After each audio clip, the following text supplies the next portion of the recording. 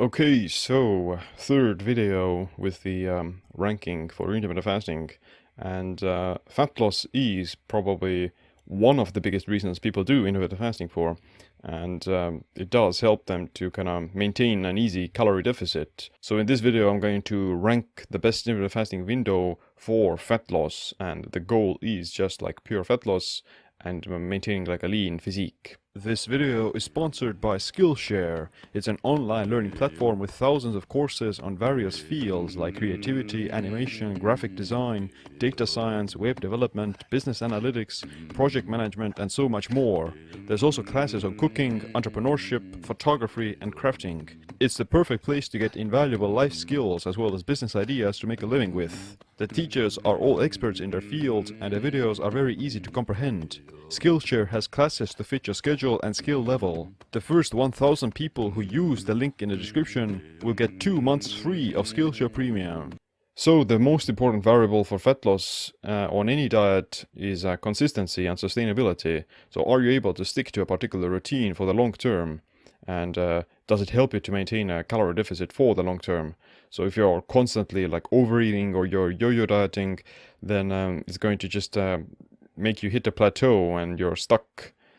Yeah, but that's why like intermittent fasting can be great for helping people to stay more consistent and prevent this sort of phenomenon. I'm gonna use the same most popular fasting windows: 16 and 8, OMAD, warrior diet, alternative fasting, extended fasting, dry fasting, protein sparing modified fast, and a few others.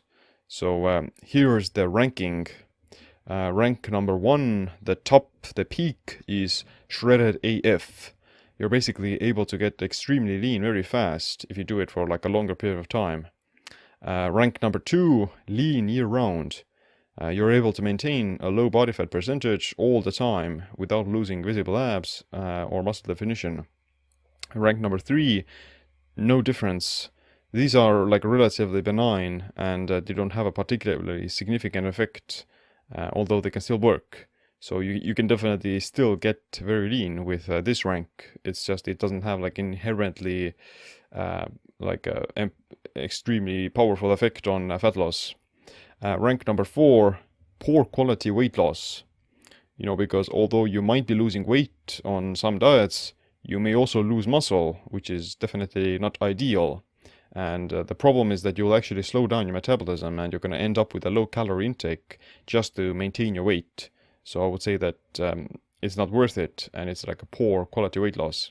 And lastly, at the bottom, rank number 5 is near starvation. So in here, you have to sacrifice all kind of enjoyment and satisfaction from eating because you have to basically starve yourself to lose weight, and just it feels like awful in a way. It doesn't have to be that sort of like a chore or even like a drudgery.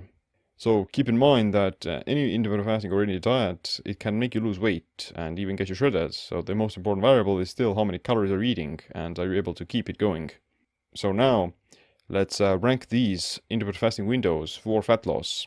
And again, like the goal is just pure fat loss and weight loss. All right, let's start from the bottom, near starvation.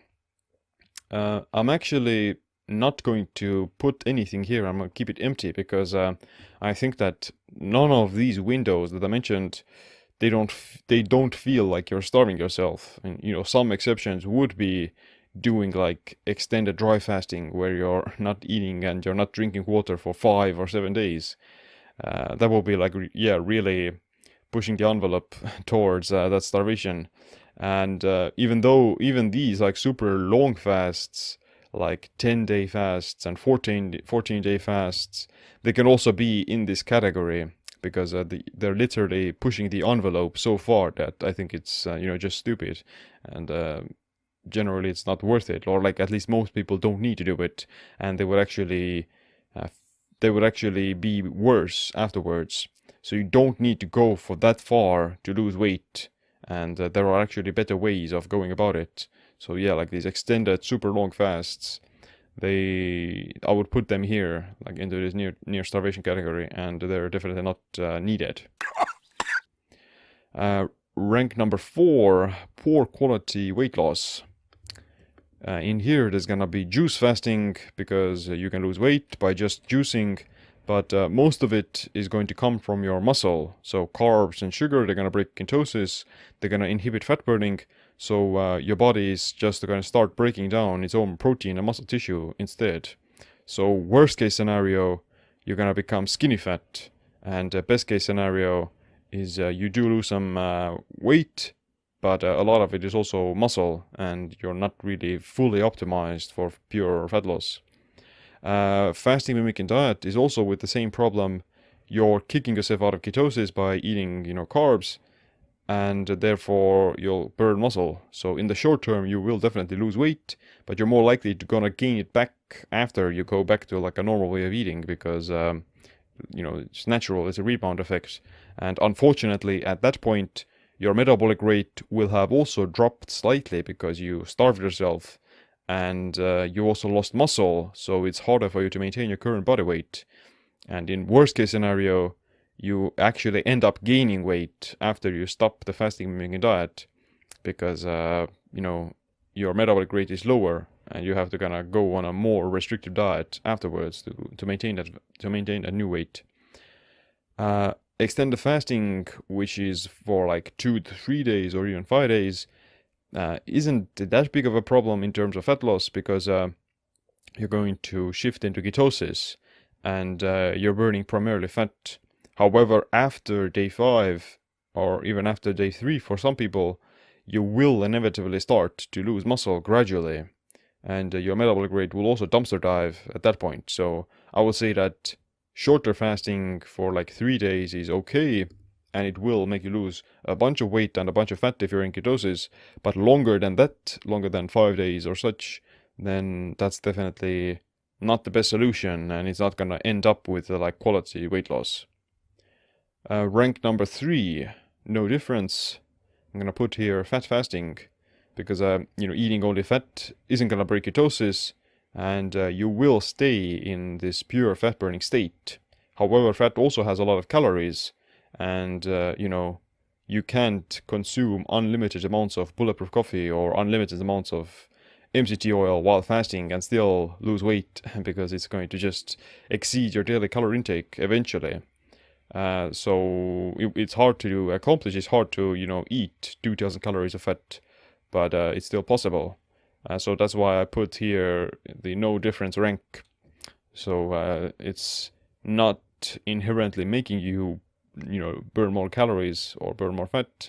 It's just kind of benign and depends only on your calorie intake for the day. I'll also put here all the daily time restricted eating windows like 16-8 OMAD, the warrior diet, and targeted intermittent fasting, because they aren't inherently going to make you burn more calories or fat. They just help you to eat fewer calories, and they're going to be more satisfied from less food. So they're just a way of controlling your calorie intake.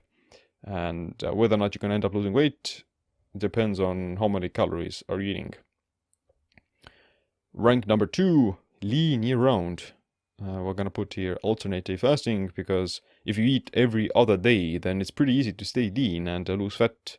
Of course, you could still gain weight if you like completely binge and go off the rails on your eating days, but it's quite difficult. And if you have already set the goal to lose fat, then you probably have at least some self-control to not overeat. And yeah, as long as you stick to like whole foods, then it's pretty hard to gain weight doing alternative fasting, and therefore you're also able to maintain like pretty lean physique year round. Next up, we're gonna put here 48-hour fasting as well, and having like a 2-day fast once a week, even like every other week, is very effective for managing your weekly calorie intake without necessarily having to count calories or something like that. It's just like a short fast that's not gonna make you lose muscle, and it's not gonna slow down your metabolism either. So exactly, some studies show that 48-hour fasting actually revs up your metabolism because of probably like the increased cortisol, and it's like a short stressor. It's an intermittent stressor that doesn't become chronic and it doesn't become excessive. So that's why a 48-hour fast is amazing for like just igniting fat oxidation and increasing metabolic rate without losing muscle.